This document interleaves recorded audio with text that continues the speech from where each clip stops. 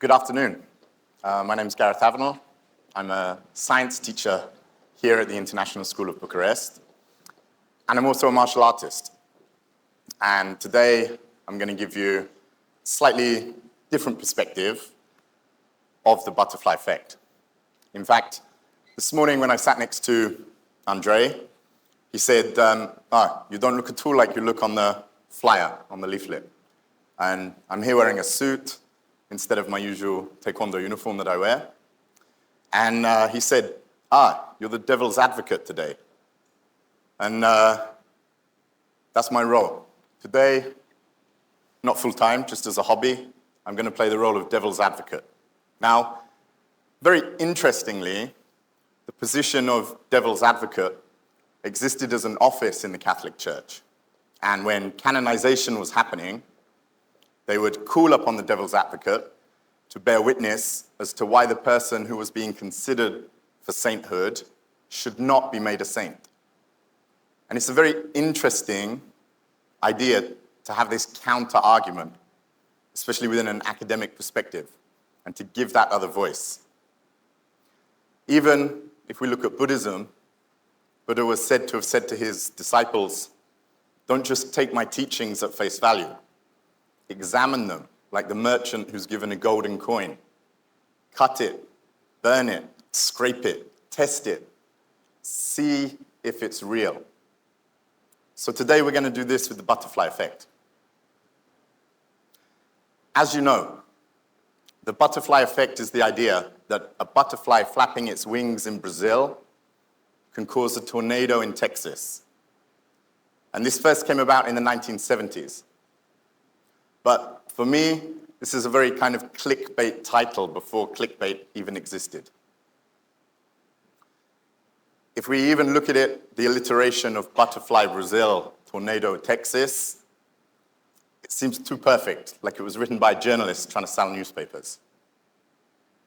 If we examine the number of butterflies in Brazil, there are 56,000 different species existing in the Amazon forest. Each of those types of species may have a population number of 1 million, and a butterfly can flap its wings from 5 to 20 times per second. So every single second, we're left with an astronomical number. And then we account for the fact that we have nearly 31 million seconds in a year. We see the scale of how many butterfly wing flaps are actually happening in Brazil. And then we have to go and look at Texas, the Lone Star State. They have, on average, only 140 tornadoes per year. So we have a big discrepancy between what's happening.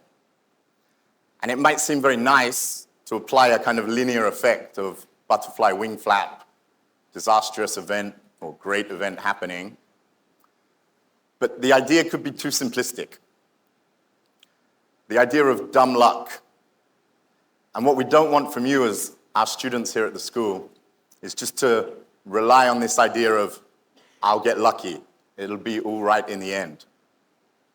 As we unpack a series of ideas and explore further, we'll see that actually you need to put in a lot of work and a lot of effort to achieve the goals that you want to achieve. When we talk about systems, all systems will naturally revert to a state of entropy. And this means a disorganization. Over time, statistically, systems will go from low entropy to high entropy, an organized state to a chaotic state, a high energy state to a low energy state. This morning, Violetta talked about the disaster of pouring a cup of coffee on yourself in the morning. We could take that example and think, you're drinking your coffee, you drop it on the floor and you break the cup. We've gone from a highly organized state of having hot coffee in a cup to a mess on the floor. And it becomes very, very, very hard to revert that back almost impossible. To put the cup back together and to put the coffee back in the cup would require a huge amount of time, effort, and potentially money. So, we're going to use a slightly different approach to analyze our problems. I'm going to go into the realm of computing and look at an information processing model, where we have a series of inputs, processes, and outputs. In exactly the same way that your computer works at home, where you have the keyboard inputting information into the central processing unit, and you have output in terms of the monitor display, or you print something out for your homework, we can take this model and use this to help understand what could be happening. But there's an extra thing we need to add, something that I want you to take away today as a key point of the talk. We have the notion of feedback loops. And feedback loops are critically important in understanding how complex systems work. It's not just a linear relationship between a butterfly flapping its wings and a tornado, but it's far more nuanced approach. Now, we have two types of feedback loops that can occur: negative feedback and positive feedback. Many of my students often assume that negative feedback is a bad thing and positive feedback is a good thing. But when we break apart the literature and we look at this, we see that's not actually the case. Negative feedback loops happen very much in nature. You, as a living thing, you have to have many negative feedback loops that happen within your biological systems in order for you to stay alive. If your body temperature gets too hot, a feedback loop that happens in the opposite direction, in the negative direction, happens to cool you down. So you increase your body heat, and you sweat to cool down and bring your temperature back to normal. Likewise, if you get too cold, a negative feedback happens to increase your temperature, to have change in the opposite direction, and bring you back to a steady state balance. We also have positive feedback loops. And although they sound great, and occasionally they can cause big problems for us as well. With a positive feedback loop, the change is magnified. It takes us further away from the steady state norm and pushes us into a vastly different direction. A classic example I teach about on the course I run here is to do with global warming. As the global temperature increases and gets hotter and hotter, the polar ice caps start to melt at a faster rate.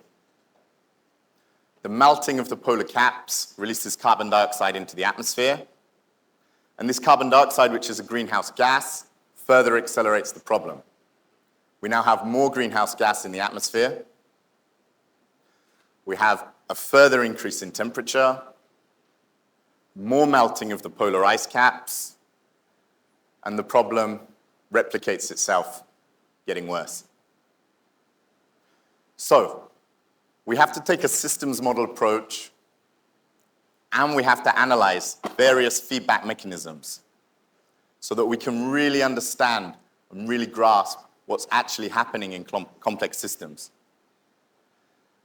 and not make it too basic that we lose our ability to analyze what's actually happening in the process. So for you as students and parents and teachers sat here today listening, you need some tips and tricks in terms of how you can apply information from our systems model approach and feedback to achieve the goals that you want to achieve. Now, the great thing is that there's two types of people within you, two mechanisms at work. We have what I like to call your super commander. And your super commander knows what's best to do in every situation. In fact, even for very young children, their super commander knows 99% of the time what's best. You know which types of foods you should eat to be healthy. You know that you need to exercise. You know that you need to get a good amount of time in bed each evening so that you can perform at your optimum. You know you need to study. You know you need to complete your homework and finish your assignments on time. So we all have this super commander. The problem is the super commander requires a high amount of brain functioning. It takes a huge amount of willpower to follow the super commander all of the time. And when you get home at the end of the day and your willpower is very low, it won't be your super commander you're listening to. It's going to be your monkey mind or your inner child. And your monkey mind wants to just grab the low-hanging fruit on the tree.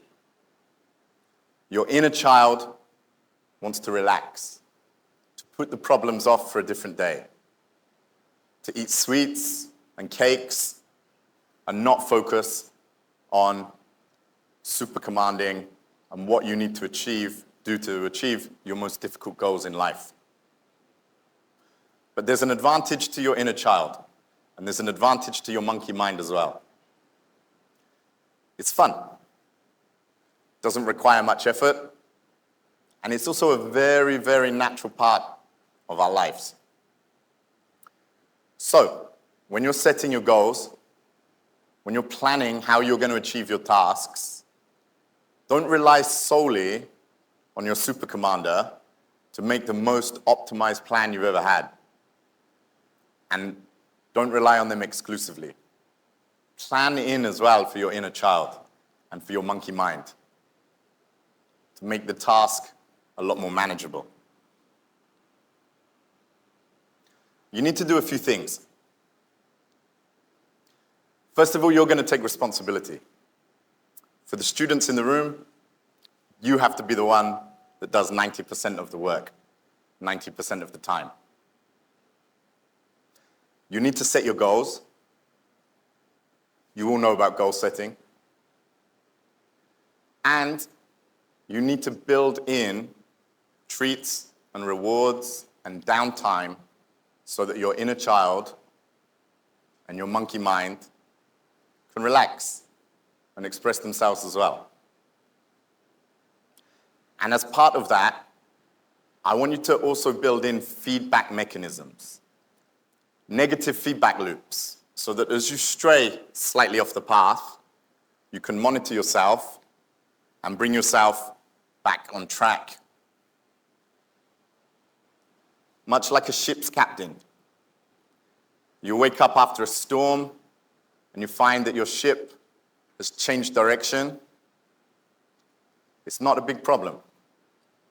Reset the compass, reset the sails, and aim towards your goals. Thank you.